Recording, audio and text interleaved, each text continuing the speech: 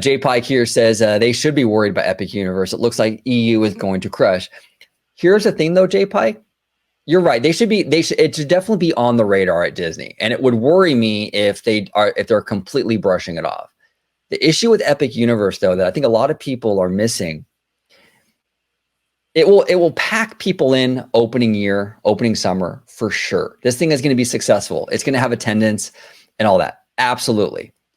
But the issue that people don't really seem to be factoring in is it going to cannibalize Disney's parks or Universal's parks? If Epic Universe opens and it's full to the brim every single day for the whole year, right? But then the Universal Studio Park is now underperforming because people are only going to Epic and Islands of Adventure. Well, that's a problem for Universal. Epic Universe is only a success, really, is if they maintain everything and add Epic Universe on top of it. But if families decide to omit something like one of the other parks that are currently there to do Epic, well, then the success is in question, right? So it all depends on what gets cut from the squad with families, and that's yet to be seen. I'm not here to say that the Universal parks are going to be cannibalized for sure. It very well could be Hollywood Studios over at Disney that gets cannibalized, but we just don't know. We just don't know. So success.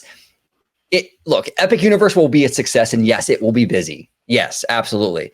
But the cannibalization is definitely a factor, I think, and we should be looking out for that.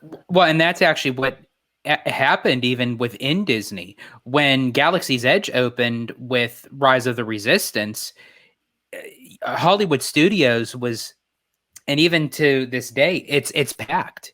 It gets packed in every day, even though it's the smallest park out of the four. The wait times for the attractions are mind-boggling, because that's what got people through those turnstiles, was because of Rise of the Resistance.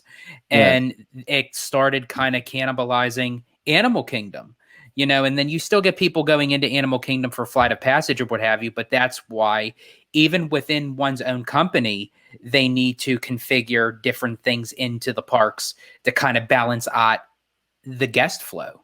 And that's what Universal is going to have to do, especially with the studio. I think Islands of Adventure will be okay, especially if they're going to update some things, like with the Lost Continent and Super Hero Island or what have you. But I think with the studio portion between the other two parks, that's the one I think is going to get dinged the most. Well, and it's interesting too, when Animal Kingdom opened, it absolutely cannibalized the other parks at Walt Disney World. So this Epic Universe thing is very exciting, and I think it's going to be a fantastic park.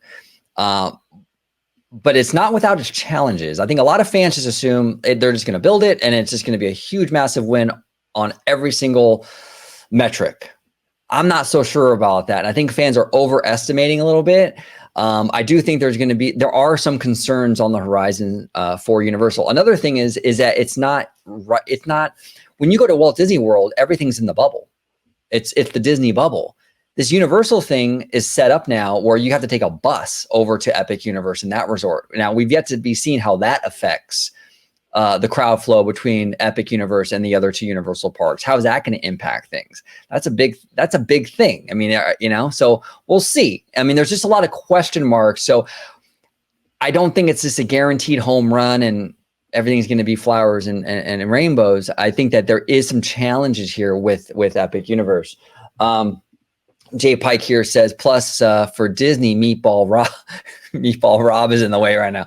Yes, Meatball Ron DeSantis is definitely in the way right now. This is unfortunate, Jay Pike. I mean, we've done a few videos on this where it's like, we get it. Disney made their press release. DeSantis wanted to punish the mouse. They're too woke, whatever. But at this point, I think even conservatives, I mean, I've gotten a lot of messages from conservatives even who are like, this is getting kind of crazy. Like he wants to toll the roads around Disney World and the hotel taxes and stuff like that. It just seems more like vindictive than anything else. But you're a huge Walt Disney World guy, George. What are your thoughts on the whole meatball situation? Yeah, and I think maybe even to our conversation we were having earlier, maybe that's kind of why Universal is kind of taking a back seat, because when you're in that top front runner spotlight, expectations are so high and the bar gets pretty high for what people expect. Oh, you have to answer to this, you have to answer to that. And I think Universal does kind of want to be top dog in a sense, but I think not in the aspect because of the position it's put Disney in. So I think that's maybe why that they're kind of going like back and forth with it or what have you. But it's definitely going to be a struggle on Disney's part to kind of get out of this rut. And I have heard that, you know, Iger would be okay to have a sit down with Ron DeSantis. And is that going to happen? I don't know, but Iger is willing to do so. It just has to come from the other party. And it's definitely hypocritical to the fact of that you're saying your state is the way it is with the tax-free and what have you, and you're doing this for the people, for the Floridians. But when you start taxing, like for the hotels, and you start adding tolls for people to get in, including cast members that have to use the tolls to go to work after they just got a battle between the unions and Disney to get a raise. And now that money has to be shelled out for the tolls. And then for the guests coming in, that's already putting out an arm and a leg for a vacation. You're kind of making yourself look like a hypocrite to the fact that everything that you stood for, you're kind of not going on your laurels just because of something that you now are in this intertwined web that you feel like you have to get Disney back at.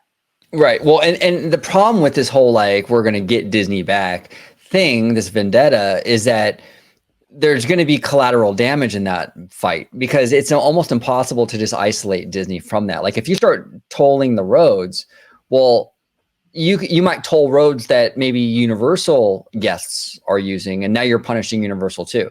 Like, if you were to do a toll road on the 5 freeway out here in California, you would punish Disneyland, yeah, absolutely, but you would also punish Knott's Berry Farm, right? So there's things like that I think that that Meatball Ron isn't taking into account here, is that it's going to go beyond just Disney if you start to go too crazy with this stuff.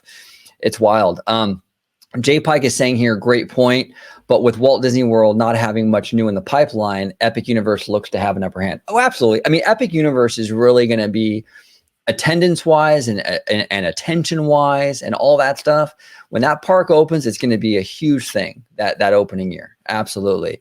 But we'll just have to wait and see. You know, Disney doesn't need to make a response immediately. You know, they didn't respond to Potter right away. Things worked out. It was okay. I think with this, it'll be similar. I think they can kind of wait and see, you know, and I think that's a smart idea, because you don't want to throw billions of dollars into like a response for something that might not necessarily need a huge response. Because like I said, we don't know how successful it's going to be. So maybe it's smarter for Disney to sort of step back and go, okay, let's wait for this thing to open.